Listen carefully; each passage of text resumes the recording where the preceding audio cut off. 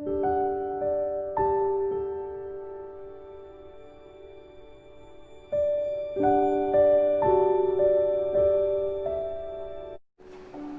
आजचा दिवस 22 जानेवारी 2021 कोविड लॉकडाऊनचे 10 months 2 दिवस झालेले आहे. आजची शुक्रवारची बायबल स्टडीला आपण प्रारंभ करू. I will praise you O Lord with my heart. I will tell of your wonders. I will be glad and rejoice in you. आपण प्रार्थना करू. पवित्र पवित्र सनाधीश परमेश्वर पित्या, आम्ही तुझा नावाचा धन्यवाद करत असताना प्रभू, आम्ही शुक्रवारची बायबल स्टडी करायला आम्ही तुझा जवळ येतोय आणि विनंती करतोय की प्रभू, पवित्र आत्माचे मार्गदर्शन तू आमच्या सर्वांवर पाठव. आणि प्रभू, आजच्या बायबल स्टडीचा आशीर्वाद तू सर्वांना दे प्रभू, अशी विनंती करतो. प्रभू, पॉलचा जे साक्ष आहे आणि प्रभू तुझा प्लान जे तू त्याच्या मिनिस्ट्रीसाठी आणि विश्वासासाठी तू सिद्ध केलेला आहे प्रभू, त्याचे आशीर्वाद तू आमच्या सर्वां प्रियजनांवर लाभू दे अशी विनंती करतो. सर्व काही मान महिमा आणि गौरव तुला देतो. प्रार्थना प्रभू येशू ख्रिस्ताच्या गोड नावात मागतो म्हणून ऐक. आमेन. प्रियानो, आजच्या बायबल स्टडीसाठी प्रेषितांची कृत्ये acts of the apostles chapter 27 आणि 44 वर्सेस आहे. प्रियानो, आपण पूर्ण ते 44 वर्ड्स आपण घेऊन टाकणार आहे आणि मी लवकरच वाचतोय. प्रियानो, when it was decided that we could sail for Italy, Paul and some other prisoners were handed over to the centurion named Julius, who belonged to the imperial regiment. We boarded a ship from Adramyttium, about to sail for the port along the coast of province of Asia, and we put out to sea. Articus, a Macedonian from Thessalonian, was with us. The next day we landed at Sidon, and Julius, in kindness to Paul, allowed him to go to his friends so they may provide for his needs. From there we put out to sea again and passed to the lee of Cyprus, because the wind were against us. When we had sailed across the open sea off the coast of Sicilia and Pamphylia, we landed at Myra in Lycia. There the centurion found an Alexandrian ship sailing for Italy and put us on board. We made a slow headway for many days and had difficulty arriving off Cnidus. Then the wind did not allow us to hold our course. We sailed to lee of Crete, opposite Salmon. We moved along the coast with the difficulty and came to the place called Fair Havens, near the town of Lassi. Much time had been lost and the sailing had already become dangerous, because by now it was after the fast. So Paul warned them, "Man, I can see that our voyage is going to be dangerous and bring great loss to ship and cargo, and to our own lives also." But the centurion, instead of listening to Paul, followed the advice of the pilot and the owner of the ship. Since the harbor was unsuitable to the winter, and majority decided that we should sail on, hoping to reach Crete, facing both southwest and northwest. When the gentle south wind began to blow, they thought they had obtained what they wanted. So they weighed anchor and sailed along the shore of Crete. Before very long, a wind of hurricane forced and called the northeaster swept down from the island. The ship was caught by the storm and the island. The ship was caught by the storm and could not head into the wind. So we gave way to it and were driven along. As we passed to the lee of the small island called Codus, we were hardly able to make a lifeboat secure. When the men had hoisted it aboard, they passed rope under the ship itself to hold it together. Fearing that they would run aground on the sandbar of Cyprus, they lowered the sea anchor and let the ship be driven along. We took such a violent beating from the storm that the next day they began to throw the cargo overboard. On the third day, they threw the ship tactical overboard and their own hands. When neither a sun or moon or stars appeared for many days, and the storm continued raging, we finally gave up all their hopes of being saved. After the man had gone a long time without food, Paul stood up before them and said, "Men, you should have taken my advice and not sail from Crete. Then you would have spared yourself this damage and loss. But now I urge you to keep up your courage, because not one of you will be lost. Will be lost. Only the ship will be destroyed. Last night an angel of God, whose I am and I served, stood beside me and said, 'Do not be afraid, Paul. You must stand trial before Caesar, and God has graciously given you the lives of all who have sailed with you. So keep yourself courage, man, for I have faith in God that it will happen just as He has told me. Nevertheless, we must run aground on some island.' On the 14th night, we were still being driven across the Adriatic Sea. When about the midnight, the sailors sensed that they were approaching land. They took sounding and found that the water was 120 feet deep. A short time later, they took sounding again and found that it was 90 feet deep. Fearing that they could be dashed against the rock, they dropped the 4 anchors from the stern and prayed for the daylight. In an attempt to escape from the ship, the sailor let the lifeboat down into the sea, pretending that they were going to lower some anchors from the bow. When Paul said to centurion and the soldiers, "Unless this man stay with the ship, you cannot be saved." So the soldiers cut off the rope and held the lifeboat and let it fall away. Just before dawn, Paul urged them to eat. For the last 14 days, he said, "You have been constantly suspense and have gone without food, and you haven't eaten anything. Now I urge you to take some food. You needed to survive. Not one of you will lose a single hair from your head." After he said this, he took bread and gave thanks to God in front of them all. Then he broke it and began to eat. They were all encouraged and began to eat. And they were encouraged and ate some food themselves, and although they were 276 of them aboard. When they had eaten as much as they wanted, they lightened the ship by throwing the grains into the sea. The daylight came. They did not recognize the land, but they saw the bay and the sandy beach. Where they decided to run the ship aground if they could. Cutting loose the anchor, they left them into the sea, and the same time untied the rope that held the rudder. Then they hoisted foresail to the wind and made for the beach. But the ship struck a sandbar and ran aground. The bow stuck fast and would not move, and the stern was broken into pieces by the pounding of the stuff. The soldiers planned to kill the prisoners to prevent them from swimming away and escaping. But the centurion wanted to spare Paul's life and kept them from carrying out their plan.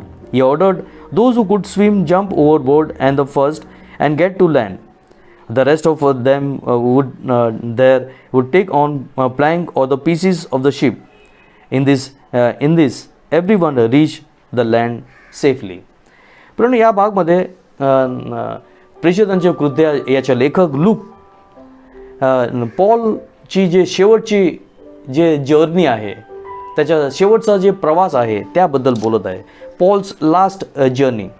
देवाची काय योजना त्याच्या जीवनाद्वारे मिनिस्ट्रीबद्दल आहे ते look इथे आपल्याला सादर करत आहे. प्रियानो, हे पॉलची शेवटची जर्नी होती, शेवटचा प्रवास होता. आणि प्रियानो, त्याची भेट एक रोमन सेंच्युरियन, त्याचे नाव जुलियस नावाचा जे रोमन सेंच्युरियन बरोबर झालेली आहे. आणि आपण इथे बघतो या अध्यायामध्ये पॉल बरोबर खूप नम्रताने आणि खूप दयाळूपणे तो वागत आहे. पॉलला तो मान सन्मान देत आहे. तो जरी तो प्रिझनर आहे तरी त्याला दया दाखवत आहे. आणि हे देवाची एक योजना आहे. प्रियानो, आपल्याला बायबलमध्ये त्याचे विषय सापडत नाही, परंतु बायबलची पुस्तकमध्ये, बायबल स्टडीची पुस्तकमधून आपल्याला सापडत आहे की तो एक एक ऑफिसर होतं, एक राजा सीझर आणि जे वेगवेगळे जे प्रॉविन्स होते त्यामधलं जे काम करायचं, जे रोममध्ये सीझर राजा राज करत होतं आणि वेगवेगळे त्याचे क्षेत्र होते, प्रॉविन्स होते आणि त्यांच्यामध्ये राजामध्ये आणि प्रॉविन्समध्ये हा एक मोठा ऑफिसर होता प्रियानो. त्याला खूप सारा एक्सपिरियन्स होता आणि प्रियानो तो मिलिटरीमध्ये त्याच्या एक्सलंट रेकॉर्ड होता. मिलिटरी कार्य करण्यामध्ये त्याचे एक्सलंट रेकॉर्ड होता प्रियानो. आणि असं एक्सपिरियन्स आणि चांगला रेकॉर्ड धरवणारा व्यक्ती त्याच्याबरोबर भेट झालेली आहे. आणि प्रियानो ते लोकांनी वॉयेज म्हणजे जे समुद्राचा प्रवास, वॉयेज, शिपला वॉयेज बोलतात आणि शिपचा प्रवासला वॉयेज बोलतात प्रियानो. आणि त्यांच्या वॉयेज किंवा समुद्राची त्यांची जर्नी प्रारंभ झाली सिडॉनमधून. आणि प्रियानो त्या लोकांना जे दुसरा पोर्ट होता मायरा पोर्ट, तिथे त्या लोकांना पोचायचं होतं, परंतु त्यांना खूप जड जात होतं कारण असं वातावरण तयार झालेलं प्रियानो. आणि प्रियानो इथे बघतो की मायरा ते लोक खूप प्रयत्न करून ते लोक मायराला आलेले आहे. आणि मायराकडून ते लोकांना एक शिप त्यांना भेटलेली आहे. अलेक्झांड्रियामधून ते येणारी, रोमला जाणारी किंवा इटलीला जाणारी ही एक शिप होती. आणि ते मक्का किंवा प्रियानो कॉर्न ते कॅरी करत होती. आणि रोमला कॉर्न किंवा मक्का घेऊन जात होती शिप. आणि त्याच्यामध्ये जे रोमन सेंच्युरियन जुलियस यांनी सगळं ते प्रवासी आहे त्यांना या शिपमध्ये ट्रान्सफर केलेले आहे. आणि प्रियानो ते लोक त्यांना खूप त्या जे वेस्ट साईडची जे हवा होती त्याच्या कारणाने त्या लोकांना खूप त्रास करून ते लोक त्यांचे प्रवास वॉयेज करत होते प्रियानो. आजच्या जे काळ आहे त्या आपल्या शिपमध्ये इंजिन असतात, त्याला प्रॉपेरल किंवा फॅन्स असतात. आपल्याला सगळ्यांना माहीत आहे शिपचा मागे 2 फॅन असतात, प्रॉपेरल आणि ते असतात. ही जुन्या काळची गोष्ट आहे. त्याला ते असं करून किंवा जे सेल आहे ते त्यांनी सहाय्याने ते लोक जात होते. आणि त्या कारणाने ज्या दिशेला वारा येत होतं, विंड येत होतं, त्या दिशांमध्येच ते शिप जाणार, त्याच्या अगेन्स्ट जाऊ शकत नाही. आणि म्हणून तिथे त्यांना खूप त्रास होत होता प्रियानो. आणि इथे आपण बघतो की ते लोक जे निर्धारित जे पोर्ट आहे त्याला ते जाऊ शकले नाही. आणि परंतु त्यांची शिप त्याच्या जे वॉयेज आहे, मार्ग आहे, त्याच्यामधून भटकून गेलेली आहे, ड्रिफ्ट झालेली आहे. आणि एक छोटा बंदर किंवा स्मॉल पोर्ट, त्याचे नाव आहे फेअर हेव्हन्स, तिथे आलेली आहे. आणि प्रियानो या सर्व जे शिप आहे त्याच्यावर सगळ्यात एक्सपिरियन्स कोण समुद्राचा प्रवास करणारा कोण व्यक्ती होता, anybody who is having voyage on the ship. त्याचा अनुभव, पॉलचा खूप मोठा अनुभव आपल्याला दिसून येतो प्रियानो. आणि त्यांनी सांगितलं की हे विंटर आलेली आहे आणि ॲटोनमेंटचा दिवस ऑक्टोबरमध्ये आलेला आहे. आणि सप्टेंबर ते नोव्हेंबरपर्यंत ते थंडीचं वातावरण आहे, विंटर आहे. आणि खूप सारे क्लाउड येणार आहे आणि सर्व अंधार राहणार आहे. दिवस असो की रात असो, सर्व डार्क राहणार आहे. सूर्य दिसणार नाही, तारे दिसणार नाही.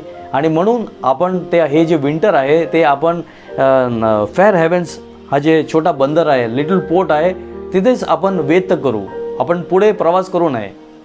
परंतु आपण इथे बघतो की हा जे रोमन सेंच्युरियन जुलियस, पॉलची त्यांनी सलाह मानली नाही. प्रियानो असं नव्हतं की तो कैदी होता किंवा त्याला मानायचं नव्हतं, परंतु हे फेअर हेव्हन्स हे खूप छोटा बंदर होता, स्मॉल पोर्ट होता, त्याच्यामध्ये काहीच सोय लोकांसाठी नव्हती. आणि जे शहर होतं ते खूप लांब होतं आणि इट इज इम्पॉसिबल. इतके सारे लोकांना घेऊन शहरमध्ये जाणं तर हे अशक्य होतं. म्हणून आपण इथे बघतो की सेंच्युरियननी जे मास्टर आहे आणि जे कॅप्टन आहे त्याची त्यांनी सलाह मानलेली आहे आणि ते लोक सहलमध्ये प्रवासमध्ये ते पुढे निघून गेलेले आहे. आणि प्रियानो, ते लोक खूप प्रयत्न करत आहे की ते सर्व काही शिप वगैरे बरोबर ते चालावी. आणि प्रियानो, आपण इथे बघतो की नॉर्थ ईस्ट विंड त्यांना स्ट्रक झालेली आहे आणि ते पूर्ण शिप कंट्रोलचे बाहेर निघून गेलेली आहे. आणि प्रियानो, त्यांना खूप भय वाटला. आणि सायट्रिस सँड प्रियानो इथे लिहिलेलं आहे. ते प्रियानो आपण बायबल स्टडीच्या पुस्तकामधून आपल्याला त्याच्या इन्फॉर्मेशन प्राप्त होत आहे. सायट्रिस सँड अशी जागा होती, त्याकडे सगळी शिप अटकून जायची आणि सर्व काही स्ट्रॉमने पूर्ण ती शिप तुटून जायची. आणि ते असं बोलत होते त्या काळामध्ये, ते सायट्रिस सँड म्हणजे हे शिपसाठी हे ग्रेव्हयार्ड होतं. त्याच्या पुढे जाऊ शकत नाही, ते शिप अटकून जायची, तुटून जायची आणि तुकडे होऊन जायचे, लोक मरून जात होते. आणि त्या सायट्रिस सँडमधून ते लोकांनी वाचून जावं असं ते सर्व प्रार्थना करत होते प्रियानो. आणि प्रियानो, इथे आपण बघतो की खूप दिवसपर्यंत त्यांना लाईट दिसली नाही, त्यांना सूर्य आणि तारे दिसले नाही. सर्वत्र क्लाउडी ॲटमॉस्फिअर होतं, दिवस आहे रात्र आहे ते त्यांना समजत नव्हतं. खूप थंडीचं वातावरण होतं. आणि असं ते लोक कुठे आहे आणि कुठे प्रवास करत आहे आणि कुठल्या पोझिशनमध्ये आहे ते सुद्धा त्यांना सगळं काही माहीत नव्हतं. आणि ते लोकांनी सर्व लोक निराश झालेले आहेत. They were all discourage and without hope. ते सर्व त्यांची आशा निराशामध्ये बदलून गेलेली आहे प्रियानो. आणि प्रियानो, हे शिप खूप मोठी त्या काळामध्ये, जुना काळ असेल सुद्धा, खूप मोठी शिप होती. 140 फीट लॉंग, 140 फीट लॉंग होती आणि 36 फीट वाईड होती. खूप मोठी शिप होती. आणि इतक्या मोठ्या शिपला या स्ट्रॉममध्ये त्यांना कंट्रोल करणे, मॉडर्न सुविधा नाही. आणि अशा परिस्थितीमध्ये ह्या मोठ्या शिपला कंट्रोल करणं हे अशक्य किंवा इम्पॉसिबल टास्क होतं प्रियानो. आणि प्रियानो, त्या शिपमध्ये एक त्यांच्या मस्ट किंवा आपल्याला एक खांबा दिसतो. मध्ये शिपच्या सेंटरमध्ये एक खांबा असतो, मस्ट होतो, त्याला इंग्लिशमध्ये मस्ट बोलतात. आणि त्याला ते सेल बांधलेलं असतं कपड्याच्या किंवा स्किनचा, जनावराचा जे स्किन आहे त्यांनी तो बांधत होता. आणि इतकी मोठी शिपला कंट्रोल करण्यासाठी हे सेल पण ते काम करत नव्हते प्रियानो. इतकं मोठे स्ट्रॉममध्ये अटकून पडलेले प्रियानो. आणि प्रियानो, खूप दिवस झालेले, 14-15 दिवस झालेले ते लोकांनी जेवण खाल्लेलं नाही आणि ते निराशित झालेले. आणि पॉलनी त्यांना सगळ्यांना विनंती केली आणि त्यांना सांगितलं की तुम्ही हिम्मत धरा, तुम्ही सर्वजण हिम्मत धरा. कारण मला काल रात्री देवाच्या दूतांनी मला सांगितलेलं आहे की सर्व लोकांचा जीव देव वाचवणार आहे. देवदूत आपल्याला संरक्षण प्रदान करणार आहे देवदूताद्वारे. म्हणून आपल्याला ताकद यावी, आपल्याला शक्ती मिळावी, म्हणून आपण सर्वांनी खावं.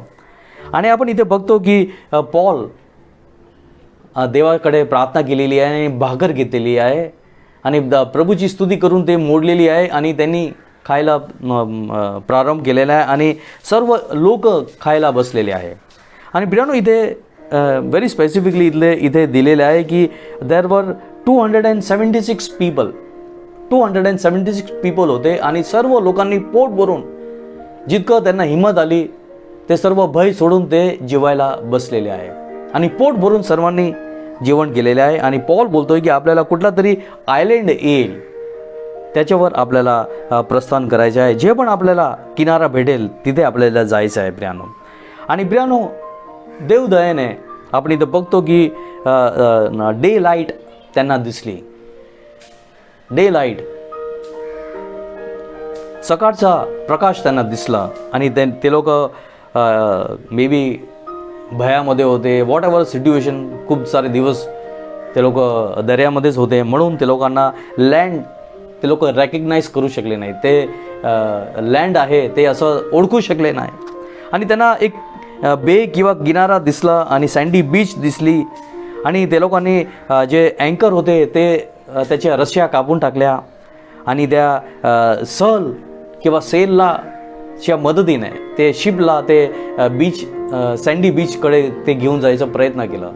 परंतु प्रियानो, त्यांची जी शिप होती ते सँडमध्ये अटकून पडली आणि त्यांच्यामध्ये जे सैनिक होते त्यांनी असं प्लॅन केलं की आपण सर्व जे प्रिझनर्स आहे त्यांना आपण मारून टाकावं, कारण ते लोक पडून जाईल.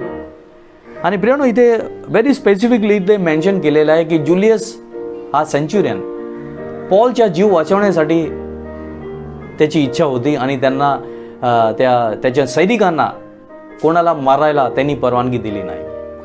आणि प्रियानो, त्या सेंच्युरियननी सांगितलं की ज्यांना पोहायला किंवा स्विम करायला येत आहे ते लोक पोहून किनाऱ्याकडे जा आणि दुसरे लोक जे शिप तुटून पडलेली आहे त्याच्या लाकूड आणि काय ते ज्या मदतीने ते किनाऱ्यापर्यंत पोचू. आणि पवित्र शास्त्रामध्ये लिहिलेलं आहे की सगळे 276 लोक जिवंत सुरक्षित लँडवर आलेले आहे. जसं पॉलने त्याला सांगितलं जसं त्याला सौंदर्शन झालेलं पॉलला प्रियानो, हे त्याच्या मन घडत गोष्टी त्यांनी सांगितलं नाही, परंतु देवदूतांनी त्याला सांगितलेलं. आणि जसं देवाने सांगितलेलं त्याला तसंच देवाने फक्त पॉलला नव्हे, जुलियस जे सेंच्युरियन आहे त्याला नव्हे, परंतु सगळे 276 लोकांना देवाने वाचवलेले आहे. फक्त ते पॉल होता म्हणून. आणि सेंच्युरियननी चांगले कृत्य केलेले आहे ते बघून देवाची योजना होती की सर्व लोकांचा जीव वाचविला जावा. प्रियानो, देवाची योजना जी आपण समजू शकत नाही तशी आहे प्रियानो. आणि आपण पॉलचा आणि लूकने खूप सुंदरपणे हे सगळी घटना घडलेली आहे. तो पण प्रवास करत होता प्रियानो, कारण की अनेकदा लिहिलेलं आहे वी म्हणजे तो पण होता. लूकसुद्धा तो पॉल बरोबर प्रवास करत होता आणि मग त्यांनी हे स्वतः अनुभव करून हे सर्व लिहिलेलं आहे प्रियानो. आणि हे जे आपल्याला अखंड चमत्कारिक रूप आहे, सर्व 276 हे खूप मोठा संख्या आहे, त्यांना सगळ्यांना देवाने वाचवलेलं आहे. प्रभू आपल्याला पण वाचवेल. प्रभू करो की आजचा आशीर्वाद, बायबल स्टडीचे आशीर्वाद आपल्या सर्वांना प्राप्त हो. आपण प्रार्थना करू. पवित्र सनाधीश परमेश्वर पित्या, प्रभू यावेळेस आम्ही तुझं जवळ येतोय. प्रभू आजची शुक्रवारची बायबल स्टडीला तू आशीर्वादित केलेलं आहे प्रभू, त्याबद्दल प्रभू आम्ही तुझा नावाचा धन्यवाद करतो प्रभू. किती मोठं साक्ष प्रभू पॉलच्या जीवनामध्ये आहे प्रभू. लूकने सगळं काही अनुभव केलेलं आहे आणि खूप सुंदर प्रकारे प्रभू हे चित्रण प्रभू इथे सादर केलेलं आहे. किती मरणतोल अवस्थामधून प्रभू तू सर्वांना वाचवलेला आहे प्रभू. आणि प्रभू कसं तू चमत्कारिक रूपे प्रभू जुलियस नावाचा प्रभू रोमन सेंच्युरियनला तू प्रस्थान केलं, तिथे प्रस्तुत केलं. आणि प्रभू तो दयाने आणि आदराने प्रभू पॉल बरोबर वर्तन करत होता. तो त्याच्या मित्राबरोबर तो भेट देण्याची तू परवानगी दिली. सर्व काय आशीर्वाद तू त्याला दिलं. आणि प्रभू तू 276 सर्व लोकांचा जीव वाचवलेला आहे प्रभू.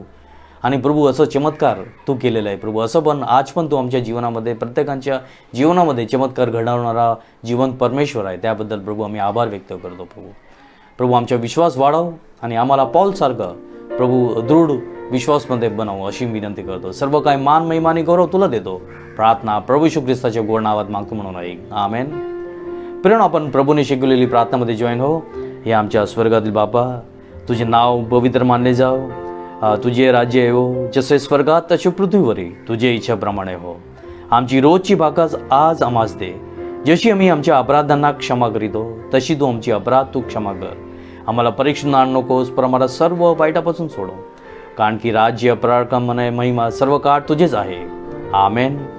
आता आपल्या प्रभू येशू ख्रिस्ताची कृपा, देव बाबाची प्रीती आणि पवित्र आत्माची गोड सहभागिता आता आणि सर्वदा आपल्या सर्व प्रियजनांवर राहो.